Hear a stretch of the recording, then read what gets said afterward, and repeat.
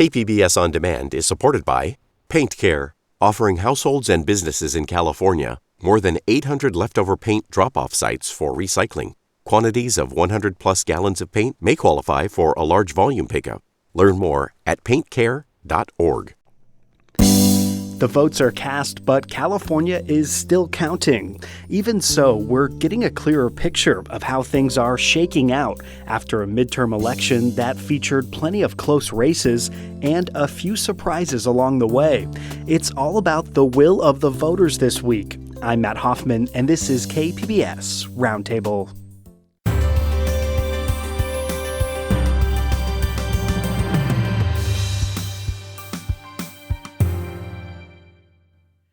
KPBS On Demand is supported by Paint Care, offering households and businesses in California more than 800 leftover paint drop-off sites for recycling. Quantities of 100-plus gallons of paint may qualify for a large volume pickup. Learn more at paintcare.org.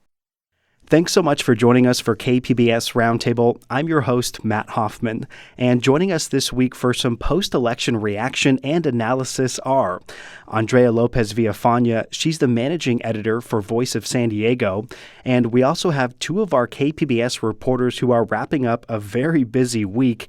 Andrew Bowen covers city government in San Diego, and Gustavo Solis is following key races in the South Bay. I want to welcome you all back to Roundtable, and before we dive into some of the details of these races, I want to get all of your initial thoughts, your quick initial thoughts. Starting with Gustavo, what are your first impressions with how results are playing out so far? Well, my first impression is just how poorly Democrats are doing right now in the South Bay. I mean, Andrew, I think we talked about it a little bit, but Democrats right now, based on the update from last night, they're behind in the Chula Vista mayoral race, one of the Chula Vista city council races, the National City mayoral race, and two Imperial Beach city council races. And I mean, we've been hearing for years that Democrats have this huge advantage when it comes to voter registration numbers, especially in the South Bay. But at least looking at the results right now, that numerical advantage doesn't seem to be leading to election victories. So obviously we have to wait and see how some of these races play out. But I think that's super interesting right now. And Andrea, your thoughts here? Yeah, kind of to echo Gustavo, I mean, my guess is Chula Vista is going to go to John, just looking at the numbers now, unless something significant happens. But I think it'll be really interesting to see how these new mayors coming in really impact just the region in general, right? On Sandag Board, the port, those regional kind of decisions will be interesting to watch. And Andrew, we've had a few rounds of first returns. What are your initial thoughts here? Well, I guess I'm a bit disappointed that turnout wasn't higher. Obviously turnout tends to be lower in midterm elections as opposed to presidential elections. But I think it's good when as many people as possible exercise their right to vote. And it seems like this election cycle in San Diego County didn't bring a whole lot of people to the polls compared to prior elections. As far as the city of San Diego and the city council races, I don't see any big surprises there. I am surprised by some of the ballot measures about how close they are. And I know we'll dive into that a bit more. And as of Thursday evening's update, there's still about 400,000 ballots outstanding, or at least that's what the registrar is estimating. A lot of tight races in here, from the 49th Congressional to the sheriff race, but we want to hone in on some other areas. The city of San Diego used to be a reliable place for Republicans, but in a few weeks, there won't be a single Republican on city council. Andrew, let's start over in District 2 here. There was talk of Jennifer Campbell maybe having the toughest challenge yet, but what did voters end up saying, or what are we hearing so far? Well, as it stands now, she's still got a 10-point lead over her opponent, Linda Lucas, in that race.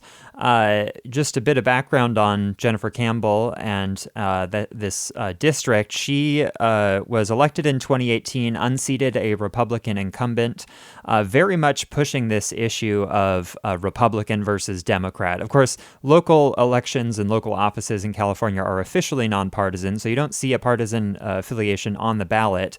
But party plays an important role in even local politics. And so she rode the blue wave in 2015 to victory. This time she, had upset a lot of constituents over the past couple of years with some votes that she had taken and faced the greatest number of challengers in the primary. She, I think was grateful to ultimately have a Republican on the ballot against, facing off against her in the general election. But she, appears to be having a very easy re-election so far. And Andrea, Voice of San Diego, you guys have a reaction piece on the Campbell race from your colleague Scott Lewis. What stands out to you from this result? Yeah, I mean, kind of to echo Andrew, but to point out some of the things that Scott wrote in his piece for us was that, her race with Linda, that race allowed her to have this gain, right? To be able to separate herself from her opponent, Linda, being a Republican, opposing the things that Jen has been pushing, I think really allowed her to have that. I think she would have had a much harder time if she was going up against another Democrat. And a big factor at play in this election was the institutional support that Campbell had built. She, got the endorsement of the Labor Council, of the Chamber of Commerce, of the Police Officers Association, huge, very deep-pocketed interest groups that were willing to spend a lot of money on her behalf. And I think that, despite the fact that many constituents of hers feel like she was unresponsive to their concerns and was not voting in line with their interests, the margin of her victory, I think, does say something about the role that money still plays in politics, and the fact that somebody who even faces a lot of opposition in their district can do quite well if they have big money on their side. Now let's move over to San Diego's District 6. Republican Chris Cate termed out, and 2 Democrats were on the ballot. Andrew, what's going on there? Right. Well, so I think this is perhaps a window into the future of what we might see more of in San Diego as more races become Democrat versus Democrat. And there was, despite them being from the same party, a pretty clear distinction in terms of policy between Kent Lee, who is currently, looking very likely to be the actual council member elect, and his opponent, Tommy Howe. Howe ran on a campaign of neighborhoods first. He would never claim the mantle of NIMBY, or not in my backyard, somebody who opposes housing, because that's a pejorative term that nobody really likes to take on. But he, I think, would classify himself as somebody who opposes the YIMBY movement, the movement that, says we need to build as much housing as possible and we need to do it quickly.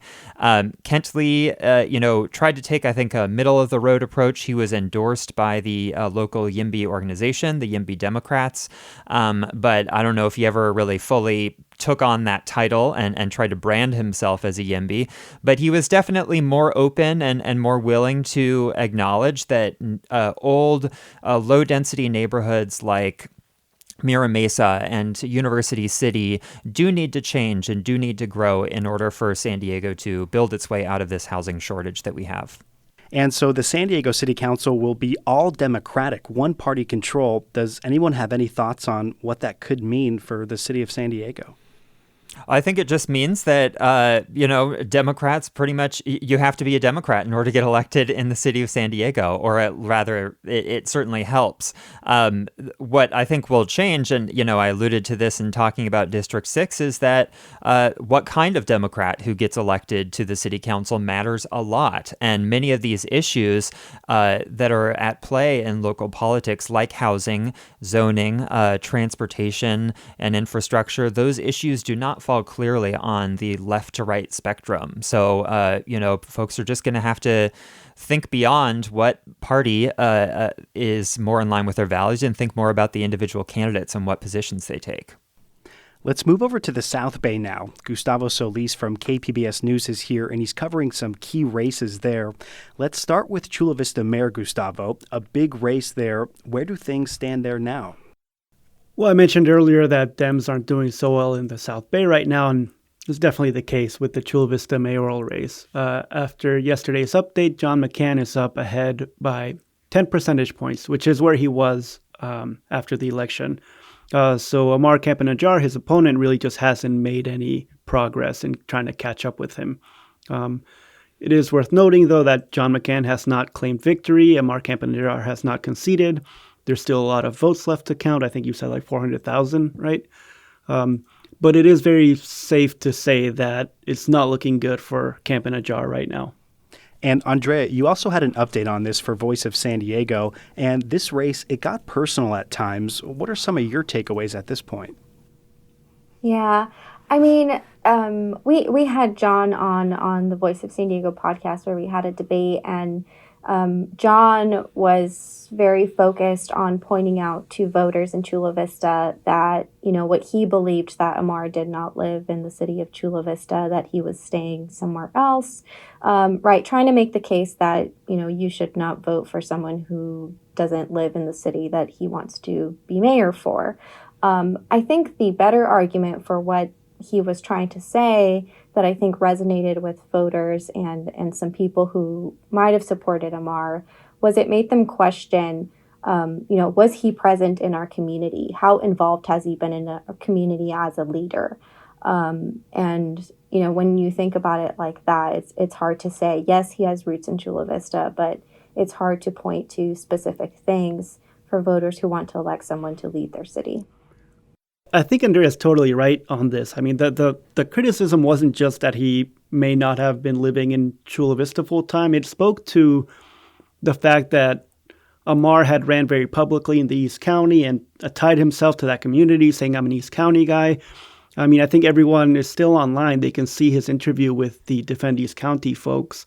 And there's just this idea that there's something not totally genuine about Campa-Najjar. Now, John's approach to kind of calling that out was really bizarre by having a private investigator following him and taking pictures and videos. It didn't come out very well. But I think there were and are legitimate questions about Campa-Najjar that are probably hurting him right now.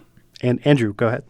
I'm curious, Andrea and Gustavo, since you've been watching this race closer than I have, how much policy discussion was there between, and how much policy differences were there between Amar and John? I think of Chula Vista and the surveillance technology that they've really embraced, and how aware citizens might be of that trend that the government is taking. The city government. I mean, were there real substantive policy debates that were happening in this mayoral race? Or did it all just kind of boil down to, this guy's an outsider, he's not really one of us?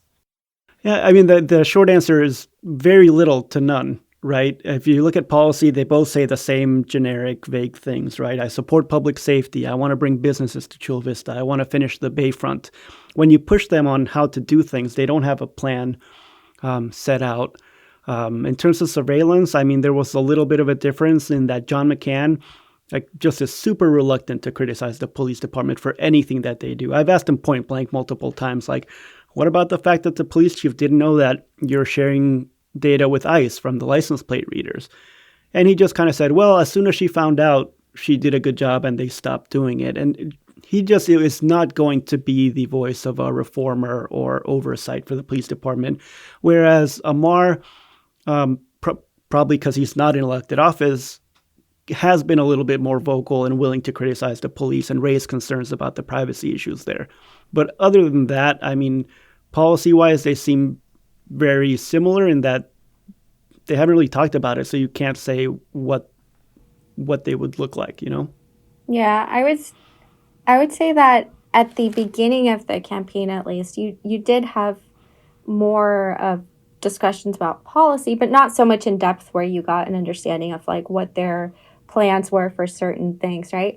But I do think that early on they did paint themselves as very different candidates, where you had John pushing himself as like someone who's experienced, and again, like pushing his involvement in the community and knowledgeable of like how city council works in Chula Vista.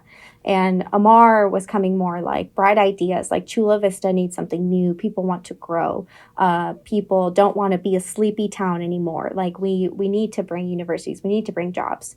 But then it took this like really weird twisted turn where it just became a lot of arguing and accusations back and forth. And a follow-up for any of you here, does a result like this, or at least McCann, the Republican in this one, leading, show that things like party affiliation, only go so far when it comes to a more local position like mayor? Gustavo, I think I remember last time you were on Roundtable, you said that all of Amar's challengers from the primary ended up endorsing him, right? Yeah, they did. Every single one of Amar's challengers from the primary endorsed him, and they're all Democrats. I mean, out of the people in the city council who made endorsements, they all endorsed Camp Najjar. But that doesn't seem to matter, at least not in Chula Vista. You can argue it might make a case in National City, and Andrea will talk about that race in a little bit, but because there's different kind of factors at play, which for Ron Morrison being ahead. But no, and it's strange, to me at least, right? You have like Chula Vista's majority. It's in California. It's a Democratic town. Not historically. I mean, Chula Vista has been a Republican place, kind of like Coronado. But it is odd that the amount of endorsements, I mean, Amar had endorsements from people in state government, in Sandag, in the federal government. Voters don't seem to care. And you had a good segue in there. Let's move over to National City, also in the South Bay. Andrea, it looks like a former mayor may be returning to office with the current mayor and another Democrat splitting the votes. Do we know if that was a surprise for the incumbent mayor to be finishing, I think, third right now in the latest results? I mean, I think it's definitely a surprise to be finishing third, having, being the incumbent mayor. But I think not so surprising when you're thinking about two Democrats running against Ron Morrison. So, at some extent, they'd have to consider that they would be splitting the votes given that it's two Democrats. But I do think it must be surprising for Alejandra Sotelo Solis to, be the last of the three. I can't expect that feels good in any way.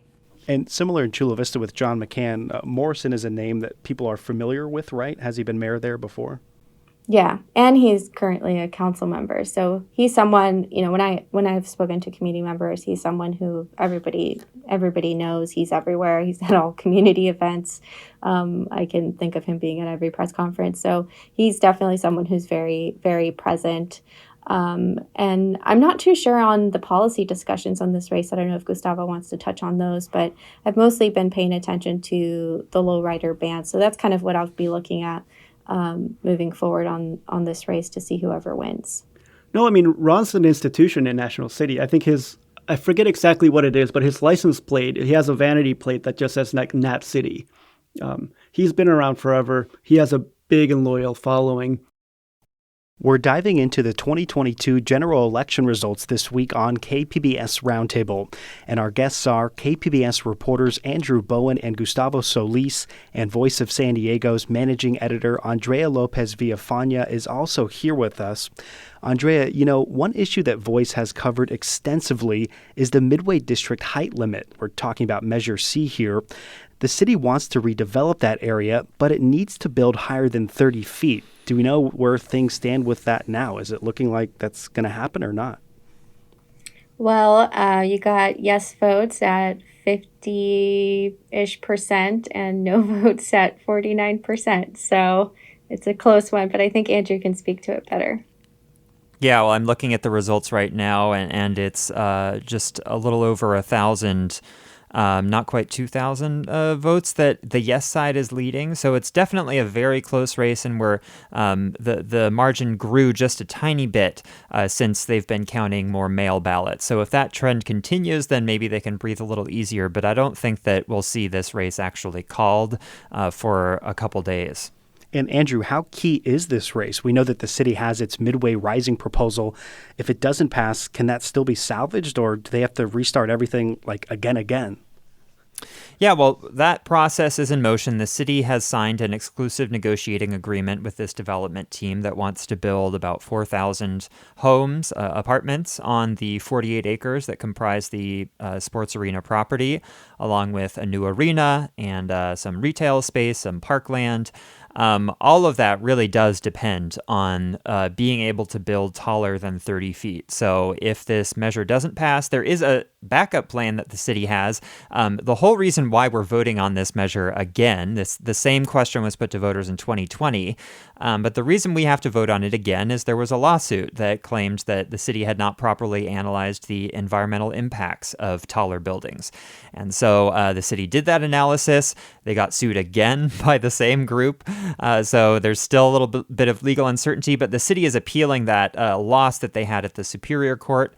And so even if Measure C were to fail, they do have a bit of hope in the Court of Appeal. But even if that happens, I mean, this is an issue that I don't see going away anytime soon until the height limit is actually lifted, because I think too many people in the city, too many people in the Midway District, and too many people, around the region just think that this is an issue that we just need to get across the finish line. So it could, be another San Diego special, as our mayor Todd Gloria likes to call them. One of those things that you have widespread agreement in sort of policy groups and people who pay attention to these things more closely that something should be done, and yet they just can't quite seem to actually do it. And Andrew, moving on to another measure, Measure B, that's the one that's all about trash collection in the city of San Diego.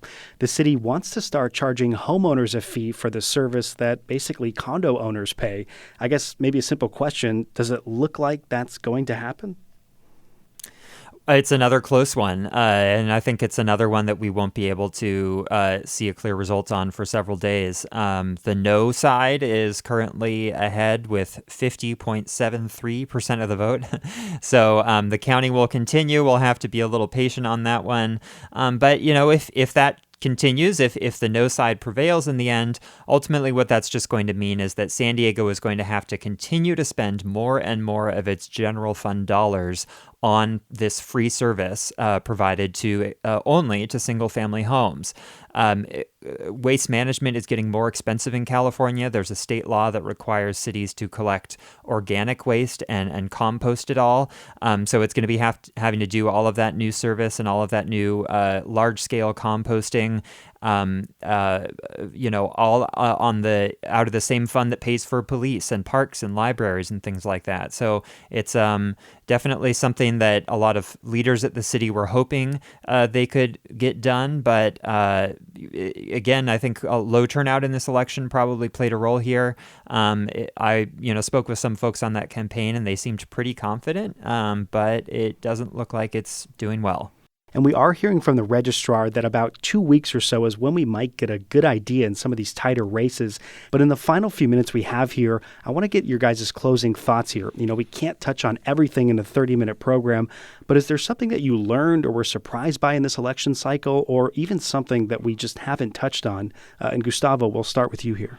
Well, one thing we haven't touched on that I think is just really interesting to see how it plays out in the future, not just now, but future election cycles, are the school board races and just this wave of candidates who ran on campaigns against critical race theory and kind of getting the government out of schools. Some of them are doing pretty well. I know in Coronado, there are a couple of folks that might get elected on the school board over there.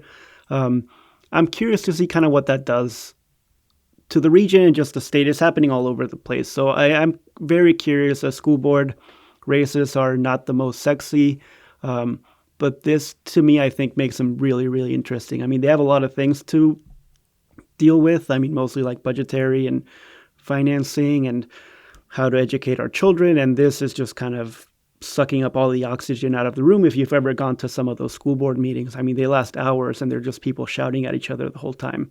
I mean, you used to just go to the county board meetings for that kind of stuff. And Andrea, what are your thoughts here?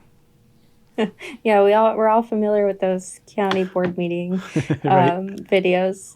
I would echo Gustavo, and I think that that's an interesting thing to keep watching because, we had one of our reporters write about the Coronado School Board race and how discussions, instead of just being about budgetary issues, started becoming about personal values. And, I think that's interesting to see because you could very well have these school board members, use their seat, use their time there for perhaps other offices in the future. I don't feel like we had a lot of candidates concerned with those kinds of personal value issues on ballots or make it through for city council seats. But I don't know. I'd be curious to see if that's like a trend we start noticing with people like jumping off from school boards to like city councils. It was Andrea that mentioned briefly the SANDAG board. So this is a regional body that makes very important and big decisions on how to spend our transportation dollars. And to boil it down to its simplest terms, there's a very real debate happening right now over how much money we should dedicate to public transit and more sustainable forms of transportation versus roads and freeways. And so, every seat in the county has a representative on the SANDAG board. And sometimes it takes a couple more months after the election is even settled to figure out who ends up in those seats and what their opinions are on those questions, because they're not often, they can be sometimes, but not often front and center in the actual races that they're running. So I'll be watching, over the next couple of months, who ends up on the SANDAG board, how the composition of city councils in these cities all across the county actually impact that makeup of the board, and how they make decisions going forward. And we're going to have to end it on there. It's all the time we have this week. I want to thank our guests so much. Andrea Lopez Villafana from Voice of San Diego, along with Gustavo Solis and Andrew Bowen, both from KPBS News. Be sure to keep an eye on the KPBS Voter Hub as more election results roll in throughout the rest of the week. KPBS Roundtable is produced by Ben Lacey, and our technical director is Rebecca Chacon. I'm Matt Hoffman. Thanks so much for joining us, and have a great weekend. KPBS On Demand is supported by UC San Diego's Art Power, presenting cellist Joshua Roman, performing from his album Immunity, alongside music by J.S. Bach and more, Sunday, June 22nd at UC San Diego's Epstein Family Amphitheater. Reserve your tickets at artpower.ucsd.edu. KPBS On Demand is supported by Paint Care, offering households and businesses in California more than 800 leftover paint drop-off sites for recycling. Quantities of 100-plus gallons of paint may qualify for a large volume pickup. Learn more at paintcare.org.